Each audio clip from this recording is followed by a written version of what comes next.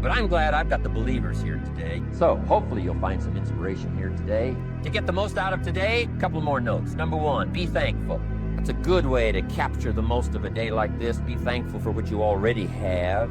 Here's what locks up the doors and the channels to receive more: cynicism. That locks you away. That prevents you from learning more. Being a cynic about the past and the future. Cynic about the marketplace. Cynical about the people. Cynical about the institution. Cynical about the setup. Cynical about yourself. Cynical about your chances. See, that locks away all the chance for stuff to flow your way. So, good advice, I think, today. Start off, be thankful. Here's number two, listen well. That's going to be a challenge today. I understand that. It seems like most of our life is still going on outside these four walls, right? But continuing out there, family and business, and associates, and market, and economy, and whatever else is happening. And to sort of, pull your attention from what's going on out there, and put it in here, I know it's a challenge. But do the best you can, listen well.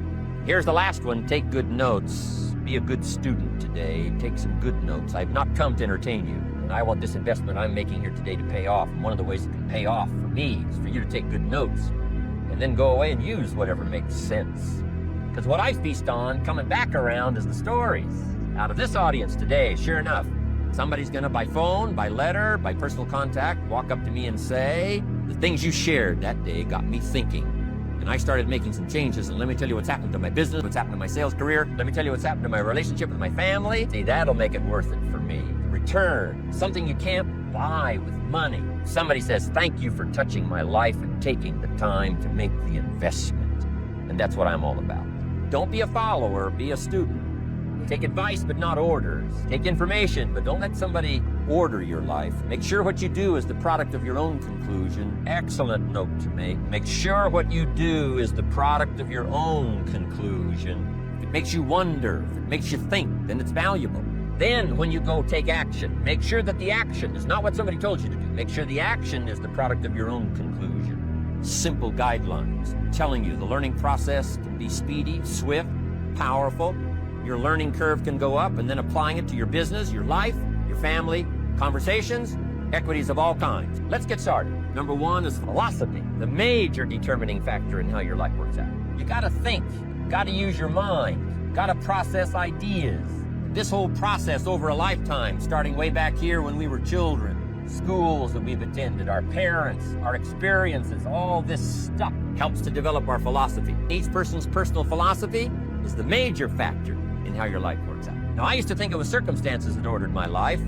I found it much easier to blame the government, much easier to blame the tax problem. I threw all that old excuse stuff away. I used to blame the traffic, the weather, used to blame circumstances. People say I'm too tall, I'm too short, I'm too old. I was raised in obscurity, raised on a farm, parents of modest means, all the stuff, right? Interest rates, I used to say things cost too much. That was my whole explanation, not my philosophy. Here's what's exciting about each person's personal philosophy. That's what makes us different than dogs and animals and birds, and cats and spiders and alligators, than all of the life forms. The ability to think, the ability to use your mind, the ability to process ideas, and not just operate by instinct. You can order the entire process of your own life. And we do that by the way we think. We do that by exercising our mind. We do that by processing ideas and come up with a better philosophy, a better strategy for our life, goals for the future, okay? Plans to achieve those goals. All this comes from developing our philosophy.